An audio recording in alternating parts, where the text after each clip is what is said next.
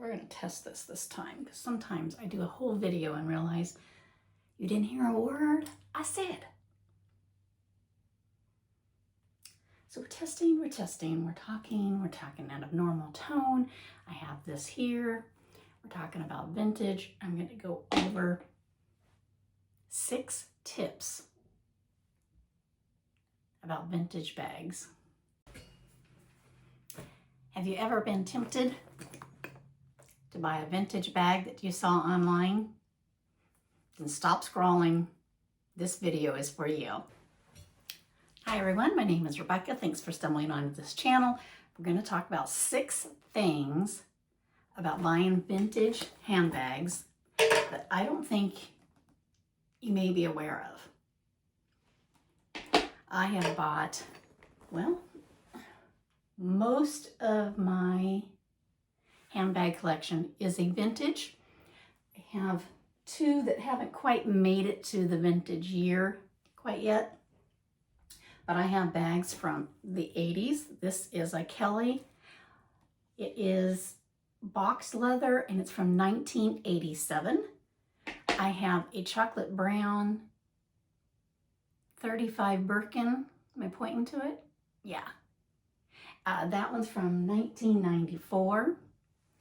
And then I have Louis Vuittons on this side that you can't see. And a vintage small Chanel bag that I just got that's sitting on the side too.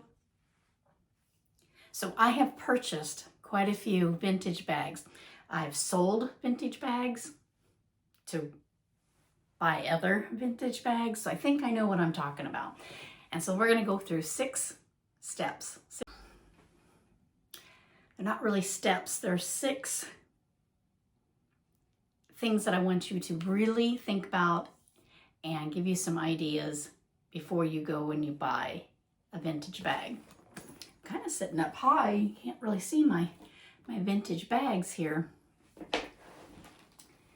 So whether you're buying vintage from eBay, Fashionphile, eBay, it's trusting the wrong seller. So that's very first tip. Make sure that you know who the seller is. So let's say that, well, this one right here, I bought off of Instagram. This red one here was my very first Chanel bag that I ever purchased. And it was purchased from Audrey. Crap, I should look that up. I cannot think of it now. Something Audrey. Well, if I can remember it, I'll just put it in the description down below. I've already started this video twice. I'm not going to start it a 3rd time because I can't remember someone's handle name. But make sure you trust who you're dealing with. You need to see who they've sold to, research them, look to see if there's any bad reviews. There was a lady on one of our blogs that you can reach out and ask questions and stuff. She had a Gucci vintage something that she found it on an Instagram shop. And the feed was really pretty. All done up. Everything was color coordinated. It was very nicely done. It looked like it had over 200 posts or something on there. Looked great. The bag looked great. When she got it, her Gucci bag, the zipper wasn't even lined up correctly. It was all jagged. It had kind of a glue smell, she said on there. And it just definitely wasn't the bag that was being posted on that Instagram's feed. So she got scammed. And she kept messaging the seller back and forth. Got ghosted right after she sent in her $800. It was gone. So you need to really trust who you're buying it from. If that wouldn't been from somebody that I have dealt with in the past, I'm on 3 different Facebook groups. She's been on that oh my gosh, since like 2011 or something, I probably wouldn't have gotten this one. And this came all the way from Australia to me here in America. The rest of these are from eBay, and there's tons of different eBay sellers that I recommend. I've listed them in the book that I wrote. I'll list some down below. These are sellers from Japan. Not all Japan sellers are the same. So again, trust your seller, number one. Second thing is you want to make sure you're reading like fine points. What's the fine lines on there? Do they have a return policy? Like Fashionphile has a return policy, but how many days do you get? Does the return policy start on the day that you send them the money or the day that you open your package? You need to be reading the small print. They all make a difference.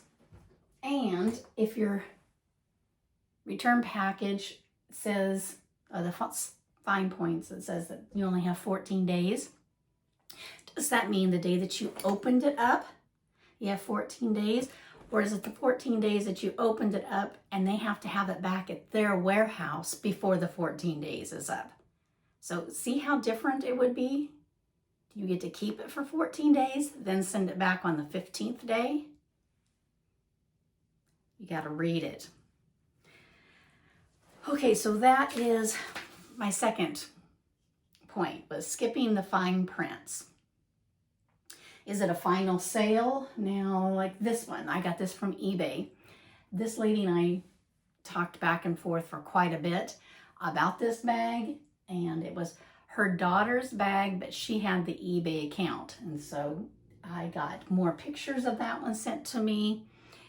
I think I reached out 4, maybe 5 times. We talked on the comment section back and forth about this bag.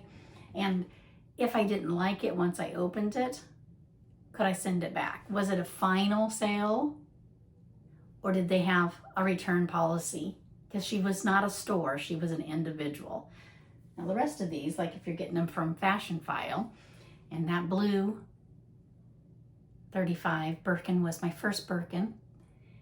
It's from 2003, got it from Fashionphile. So I knew I had a return policy. Now Fashionphile has changed their return policy, so you have to read the small print. What are the dates? When does it stop? When does the date start? The day that you purchase it or the day that you open the package? And opening the package could be, UPS came and your husband signed for it, but you didn't open it until you got back from your business trip 2 days later. It's probably the date that it shows that it was delivered to your house, That makes sense and that's fair. So, is it a final sale?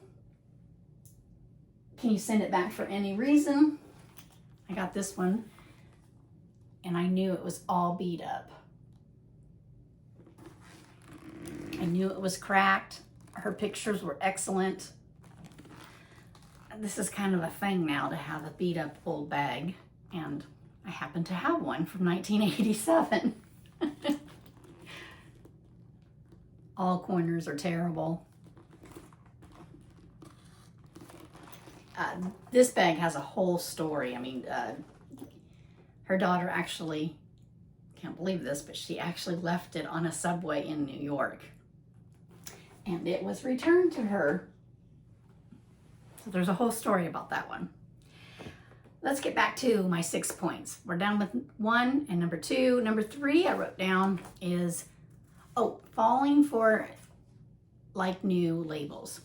Now, when you're dealing with Fashionphile, they have like gifted, means it's perfect. It comes with all the bells and the whistles, and you can actually be gifting that. Looks like it just came from a boutique.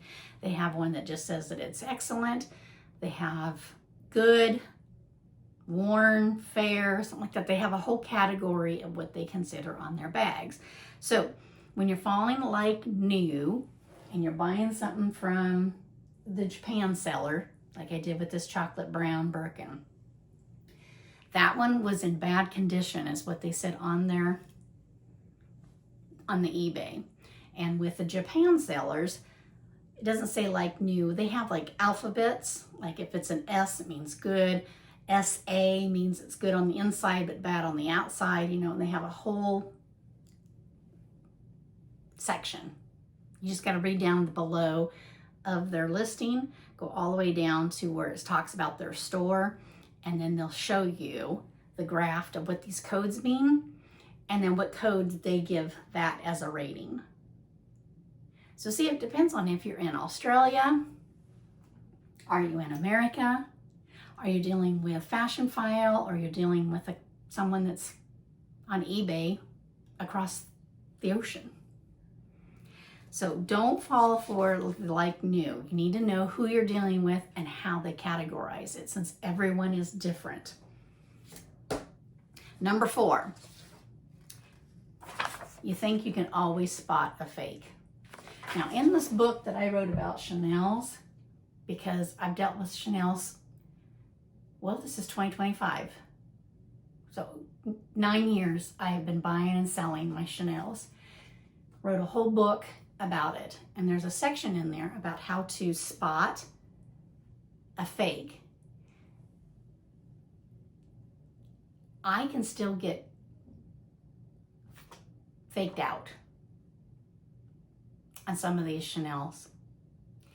If it has a certain code, thinking that it's something that's vintage, there is one code that floats around all the time on the internet. As soon as you see that code, you don't even have to ask for any other pictures or anything. It's a fake code that's been used multiple times, over and over, hundreds of times. I talk about that in this little book. So you think that you can always spot a fake, but you can't. So I sent my Hermes. I'm learning how to say that correctly. H, you don't pronounce, but the ER, it's not or her, it's like air, like the air you breathe. Hermes. I sent these pictures of those to Baba Bibi, paid a fee. She asked for more pictures on the chocolate brown one than what I sent to her. And it all comes back, and she gets you a certificate with a picture of your bag and tells you that it's authentic or it's not. So I've done that with this Kelly and the brown Birkin. The blue one that came from Fashionphile, I did not send to her because I trust Fashionphile. That's just me. If you get a bag from Fashionphile, feel free to reach out to. There's multiple places that do authentications. I just did not get this one authenticated because, in my opinion, I believe it's true. So inside the book that I wrote too, I gave you a whole list of different places that I think are really good authenticators. There's hundreds of places to get it authenticated here in America, but there's 6 or 7 highly rated, like 5-star rated, in my opinion, and I've listed those. Number 5, ignoring the seller's reputation. I think we kind of already touched on that one a little bit. Because if I did not trust this Instagram lady, I probably wouldn't have bought this. She buys and sells. This is what she does for a living. She buys and sells. There's a lot. Actually, if there was a certain bag that I wanted to get and I couldn't find on Fashionphile, I could reach out to Audrey and actually at Timeless Like Audrey. That's her. Timeless Like Audrey. That's her Instagram name. And she's on many of my Facebook groups too.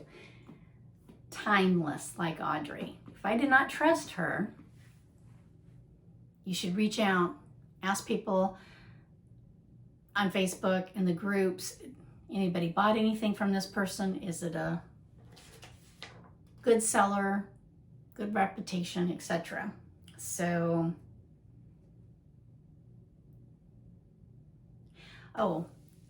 there was a Louis Vuitton Speedy 30 on our Facebook group, or maybe it was in one of the blogs forums that I'm on, but I put this down because she bought a Speedy 30, which I have one. Actually, it was my very first Louis Vuitton was my Speedy 30 that I got from Fashion File. She bought it from a flea market vendor. There was no paperwork, no receipts. She just had a good vibe. Months later, every reseller platform rejected it as a counterfeit, so she could not resell it. She thought she could. Figured out her own, thought that it was a real one, thought she had a good reputation with that vendor, trusted the vendor. So you don't want to ignore any of that kind of stuff. It's important. This is your hard-earned money. Number 6. Buying based on a hype. Do I have any bags that I bought because everybody else was buying them? I don't think so off the top of my head. So one young collector, again, this is another story that I found on one of the blogs, spent her entire bonus that she had gotten from work because she wanted to buy this Fendi baguette purse that she had also seen years ago on the original Sex and the City. She's wanted this purse. And it's come back around kind of in fashion. She keeps seeing it, she said, on Instagram and so forth, and she just kept seeing it, and so she just wanted it. After she got it, because she based it on the hype. You know what else is a hype? It's that saddlebag that came back in fashion. I don't think you get very much resale back from those, but this was what happened to her with her Fendi. That's why I wrote this down. She used it, then all of a sudden she fell out of love with it. She tried to sell it, and she only got like a half or 1/3 of what she spent on the bag. So you need to be careful on buying on hype. Does it hold its resale value? Can you get the same amount of money or close to it when you sell it? Or are you going to sell it and you're going to get more money than what you bought it for? That's a huge tip number 6. So every vintage bag has its own story. Every vintage bag has a life of its own. It's been with other people. All my vintage bags, I couldn't tell you how many people owned this before me. No clue. You need to do your homework.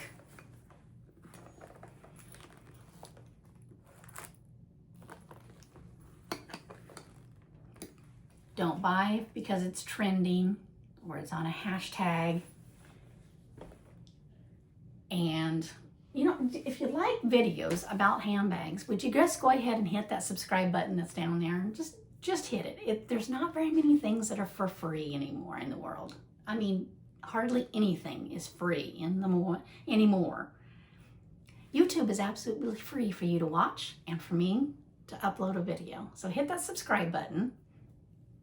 It'd be fabulous. I'd love to have you on here. I talk to everybody that leaves me comments, so leave a comment.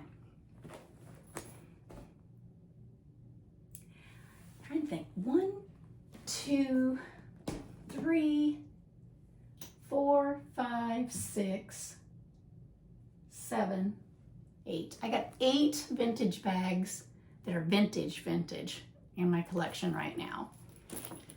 And the red one and this brown reissue. This is a jumbo size. 2009, 2010. It's the red one. They're not vintage yet. In my opinion, they're not old enough yet.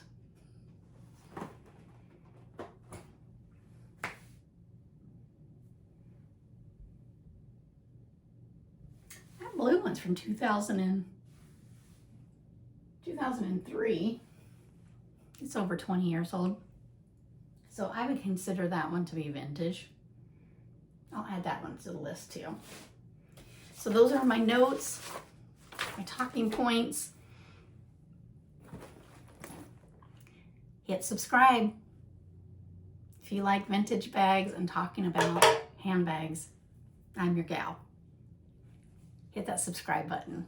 And my hair is a mess today. Oh, and a shout out to Melanie, the I Just Don't Care Club. She's always got glasses all over.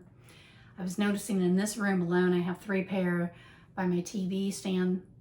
In the other room, I have 2 sitting there. I got 1 by my desk, 1 by my bed, and 1 in my car. And I always carry 1 in my handbag. So I got glasses all over too, girl. We just don't care. So, hello, Melanie. Hit subscribe. You won't be disappointed. And let's talk handbags. Bye.